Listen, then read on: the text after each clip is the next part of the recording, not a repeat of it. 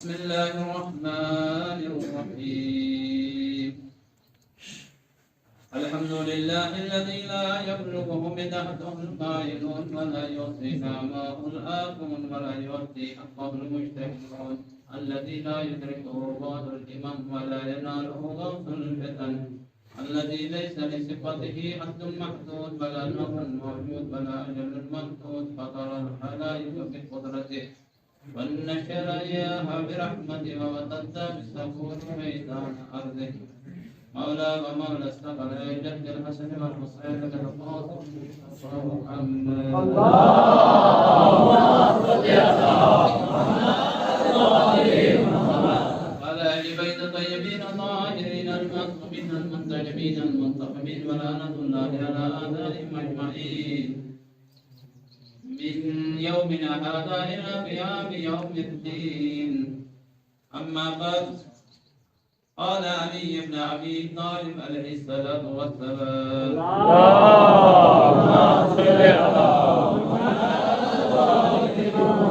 في بعض الآيات إنما هو عيد لمن كمل الله صيامه وشكر قيامه وكل يوم لا يحصى الله فيه فهو عيد.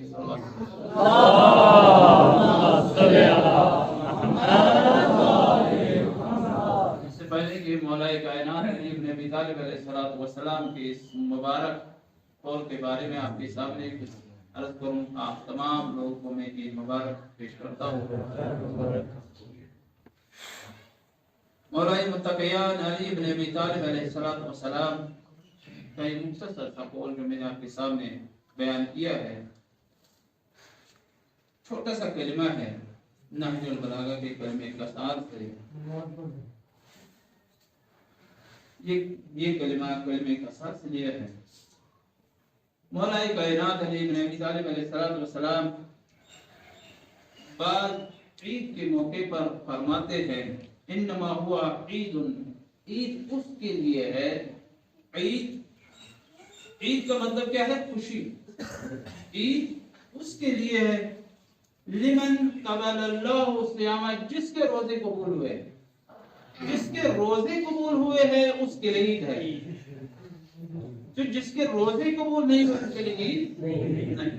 اس کے بعد وشکر قیامہ، اس کے بعد جس کی نمازیں قبول ہوئی ہے، جس کی نمازیں قبول ہے اس کے لیے عید ہے.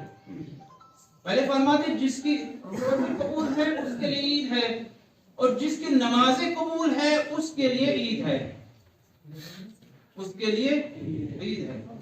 اس کے بعد فرمایا وَكُلَّ يَوْمٍ لَا يُحْصَى اللَّهُ فِيهِ فَهُوَ عِيدٌ. فرمایا جس دن ہمارے نامہ اعمال میں، جس کے نامہ اعمال میں جس دن کوئی گناہ نہ ہو، کوئی گناہ جس کے نامہ اعمال میں جس دن کوئی گناہ درج نہ ہو جائے اس دن اس کے لیے عید ہے. لیکن اگر کوئی شخص ایسا ہو جو عید کے دن بھی گناہ میں مبتلا ہو جائے تو اس کے لیے پھر وہ عید نہیں رہتی، اس کے لیے وہ عید نہیں. اگر عید نہیں ہے لیکن کوئی ایسا دن ہے جس دن اس کے نام اعمال میں کوئی گناہ درج نہیں ہوا ہے تو مولا متقیان علی ابن ابی طالب علیہ السلام فرماتے ہیں وہ دن اس اللہ کے بندے کے لیے عید کا دن ہے. وہ دن اس اللہ کے بندے کے لیے عید کا دن ہے. عزیز و دوستو، ابھی ہم نے آپ کے سامنے نماز پڑھ رہے تھے. سورہ حمد کے بعد کون سا سورہ پڑھا؟ سورہ اعلیٰ. اس میں ایک آیت کا ذکر ہے قد افلح من زکاہا. یہ سورہ شمس دوسری آیت جو دوسری جو ہے اس میں پہلے بھی ہے قد افلح من زکاہا، اور دوسری میں کیا ہے؟ قد افلح من زکاہا. سورہ شمس میں بے شک وہی لوگ کامیاب ہوئے، رستگار ہوئے، وہی لوگ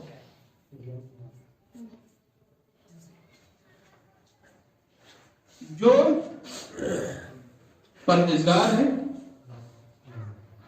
جنہوں نے زہد اختیار کیا ہے، وہی لوگ کامیاب ہوئے ہیں. اور جنہوں نے عید کے माह रमजान के दिन गुजर गए। पहले माह रमजान से लेकर 29 माह रमजान तक या 30 माह रमजान तक, अभी 29 दिन हुए, 29 माह रमजान का महीना है, 29 का हुआ ये महीना। तो ये 29 दिन गुजर गए, लेकिन अभी वो परहेजगार नहीं हुए, अभी वो परहेजगार नहीं हुए, तो उसके लिए फिर ईद का दिन नहीं है। ईद उसके लिए है जिसने ज़हमतें और मशक्क़तें माह रमज़ान में उठाए, रोज़ों के जरिए से, इबादतों के जरिए से, दुआएं पढ़कर रात में बेदार रहे, रात में बेदार रहे, रातों में कम सोए, इबादतें की, दिन में रोजे रखे और रोजों की हालत में अपने अहल व अयाल के लिए रोजी भी कमाते रहे। इतनी ज़हमतें उठाने के बाद, इतनी मशक्कतें उठाने के बाद अगर वो परहेजगार नहीं हुए तो उसके लिए ईद का दिन नहीं है। अगर उसके दिल में खौफ खुदा पैदा नहीं हुआ तो उसके लिए ईद का दिन नहीं है। अगर उसके दिल में खौफ खुदा पैदा नहीं हुआ तो उसके लिए ईद का दिन नहीं है। बेशक उस शख्स के लिए ईद का दिन है जिसने खौफ खुदा हासिल किया है इन दिनों में, जो परहेजगार हुए हैं, जिसने तकवा इख्तियार किया है। क्यों? इसलिए कि वो आयत माह रमज़ानुल मुबारक में जिसकी हम तिलावत करते हैं कि तुम्हारे ऊपर रोजे लिख दिए गए हैं, और आखिर में जैसे तुमसे पहले वालों पर रोजे लिख दिए गए हैं, वाजिब किए गए हैं, और महासर क्या होता है कलाम का, लअल्लकुम तत्तकून, लअल्लकुम तत्तकून, शायद तुम परहेजगार बन जाओ। महासर यह है कि माह रमजान के रोजे रखने का महासर यह है कि आप परहेजगार बन जाओ, आप परहेजगार बन जाओ। जो लोग काम कर रहे हैं इनको अपना काम करने दीजिएगा, आप मेरी तरफ मुतवज्जह रहिएगा, आप परहेजगार बन जाओ। अगर आप परहेजगार बने, अगर आपने तकवा इख्तियार किया, तो गोया आपने जो इन रोजों के अंदर जो परवरदिगार आलम आपसे चाहता है, जो रूहानी ताकत परवरदिगार आलम आपके अंदर पैदा करना चाहता है, वो रूहानी ताकत आपके अंदर पैदा हो गई। जिस्म के लिए हम क्या नहीं करते, जिस्म के लिए ठंडी में गर्म कपड़ों का इंतजाम करते हैं, बुखारी का इंतजाम करते हैं, स्वेटर का इंतजाम करते हैं, जैकेट वगैरह भी पहनते हैं, कहीं ठंडी न लग जाए, ये बदन महफूज रहे, और गर्मी में नरम कपड़े पहनते हैं, कॉटन के कपड़े पहनते हैं, कहीं गर्मी से कोई जंग न हो जाए, गर्मी की वजह से हम लागर न हो जाए, मसलन इन सारी चीजों का ख्याल रखते हैं इस जिस्म के लिए। लेकिन रूह की ग़िज़ा क्या है? परवरदिगार आलम ने माह रमज़ानुल मुबारक में हमें रूही ग़िज़ा अता करने का एक बेहतरीन जरिया अता किया है। वो जरिया क्या है? वो रोज़े है। लिहाजा अगर माह रमज़ानुल मुबारक में हमने रूहानी ग़िज़ा हासिल किया है तो हमारे लिए ईद है, हमारे लिए ईद है। अब आइए, आज जिसने रोजे रखे हैं, अब रोजों की कबूलियत के ऊपर एक मोहर लगनी बाकी है, एक मोहर लगनी बाकी है। वो मोहर क्या है? वो मोहर है ज़कात फितरा। अब हमारे रोजे कबूल है, हमें यकीन है हमारे रोजे कबूल है, हमारे रोजे कबूल है, लेकिन अभी एक मोहर बाकी है। वो मोहर क्या है? वो ज़कात फितरा है। तो जिसने ज़कात फितरा अदा किया उसके रोजों के ऊपर कबूलियत की मोहर लग गई, उसके रोजों के ऊपर कबूलियत की मोहर लग गई। ये ज़कात फितरा कितना है? फिक़ही किताबों में है तकरीबन एक सा यानी एक सा तकरीबन 3 किलो बनता है। जो हम खाते हैं, चावल खाते हैं, गंदम खाते हैं, गंदम का आटा खाते हैं, जो भी खाते हैं, उसके हिसाब से 3 किलो के हिसाब से हम ज़कात फितर निकालते हैं, बदन की ज़कात।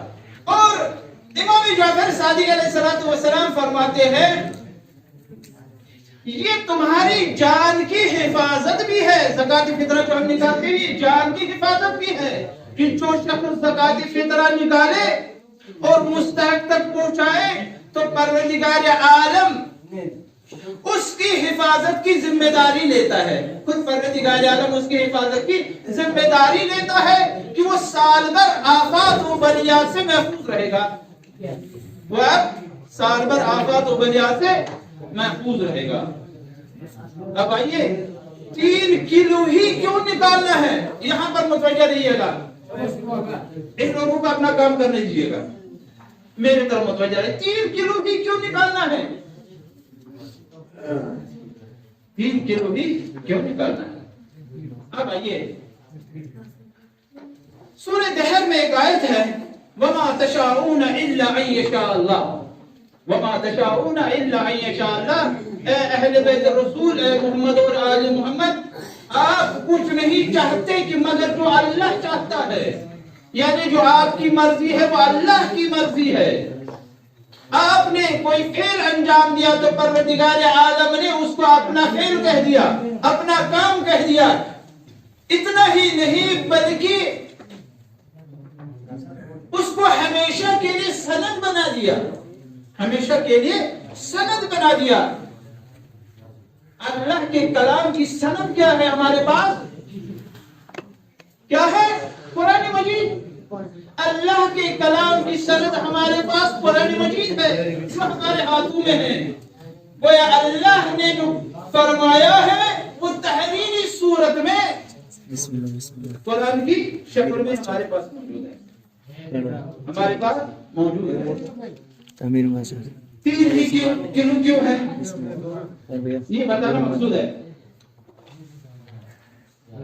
हसनैन बीमार हुए, इमाम हसन और इमाम हुसैन, शहजादी ज़हरा और मौला मुत्तकियान अमीर अल-मोमिनीन अली इब्न अबी तालिब अलैहिस्सलाम की 2 छोटे शहजादे रसूल के नवासे बीमार हुए। उन्होंने मन्नत मानी, शहजादी ज़हरा ने मन्नत मानी कि मेरे 2 बच्चे, मेरे 2 लाल शकायाब हो जाएंगे तो मैं रोजा रखूंगी। जब वो शकायाब हुए तो शहजादी ज़हरा ने रोजे रखे। ना कि सिर्फ शहजादी ने रोजे रखे बल्कि अली अलैहिस्सलातु वस्सलाम ने भी रोजा रखा, हसनैन ने भी रोजा रखे और घर की कनीज फिज़ा ने भी रोजा रखा, घर की कनीज फिज़ा ने भी रोजा रखा। एक दिन रोजा रखा। मौला अमीर अल-मोमिनीन अलैहिस्सलातु वस्सलाम इफ्तार के लिए 3 किलो जौ का आटा खरीद के लाते हैं बाजार से, जो खरीद के लाते हैं बाजार से 3 किलो जो खरीद के लाते हैं। शहजादी ज़हरा ने जो को पीसा, उसके बाद एक दिन रोटियां बनाई, 1 किलो की रोटियां बनाई। जब 1 किलो की रोटियां बनाई, इफ्तार का वक्त आया,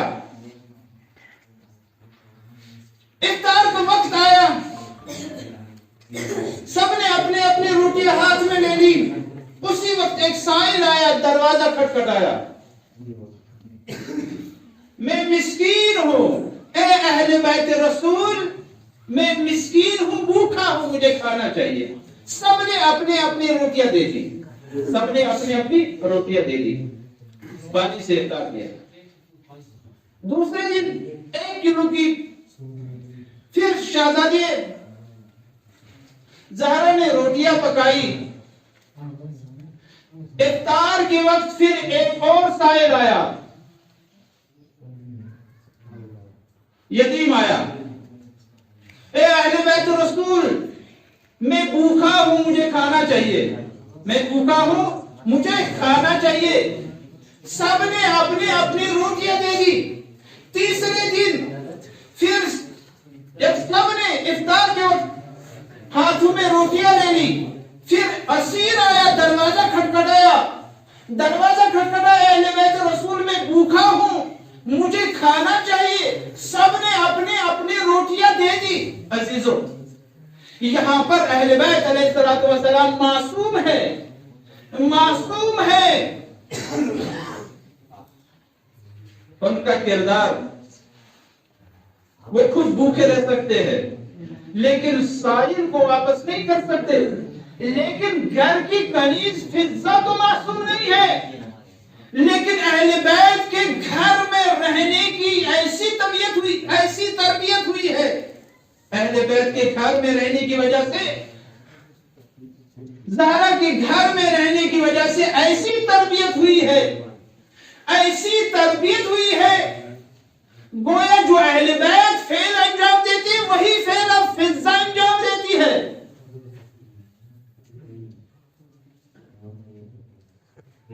اور شہزادی زہرا یہ بتانا چاہتی ہے، یہ بتانا چاہتی ہے، میرے چاہنے والوں، میرے ماننے والوں، اگر میرے ماننے والوں میں شمار ہونا ہے تو میری کنیز فضہ کی طرح ہونا پڑے گا، میری کنیز فضہ کی طرح ہونا پڑے گا۔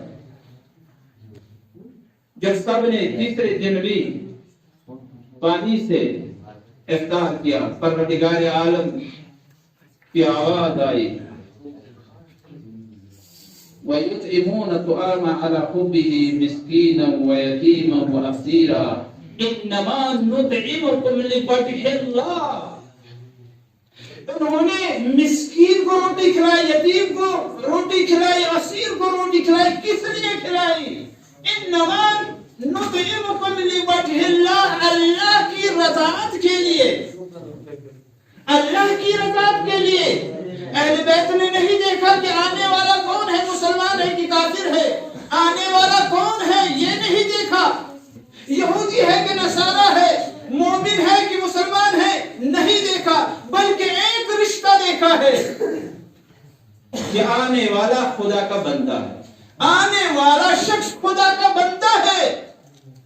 تو پروردگار عالم کو اہل بیت کا یہ فعل اتنا پسند آیا، اتنا پسند آیا کہ رہتی دنیا تک تمام مسلمانوں پر یہ فرض قرار دیا کہ جب بھی تم ماہ رمضان کے روزوں پر قبولیت کی مہر لگانا چاہتے ہو تو 3 کلو کے حساب سے فطرہ نکالو، تمہارے روزے قبول ہو جائے۔